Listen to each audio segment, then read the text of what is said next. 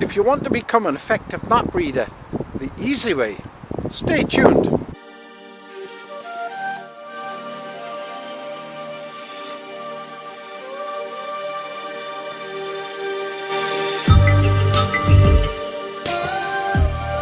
You've done all the theory, you've learnt the symbols, you've worked out magnetic variation and magnetic deviation and azimuths and bearings. Now's the time to get out and actually practice. You need to choose a route that goes from south to north so the writing on the map is the right way up. Sit down at home and work out a route. In the field, the first thing to do is orientate the map. In other words, get north on the map, facing north on the ground. 1. Identify the start and finish points. 2. Sort out the route. 3. Work out the checkpoints. These are places where it'll tell you exactly where you are, and then work out the attack points. These are places where you're going to start, stop,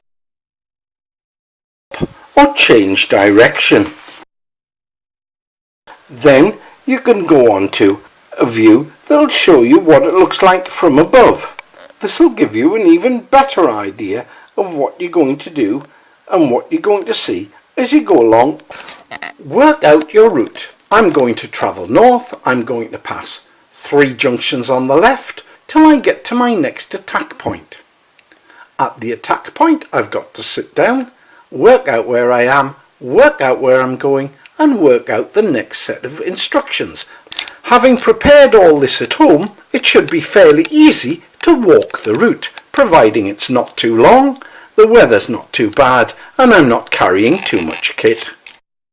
Once you've mastered going south to north, the next stage is to go east to west. You have to look at the map sideways.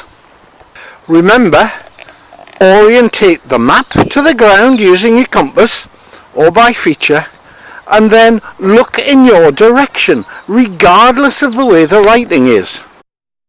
Once you've done the journeys south to north and east to west, now's the time to do the big one, north to south. The map's upside down. If you orientate the map's still upside down.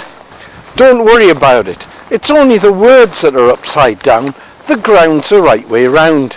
So providing you plan and execute like you've done before, there should be absolutely no problem.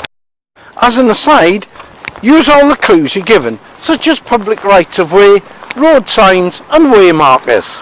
So, plan properly, then get out there, get map reading. You know it makes sense, it'll serve you well.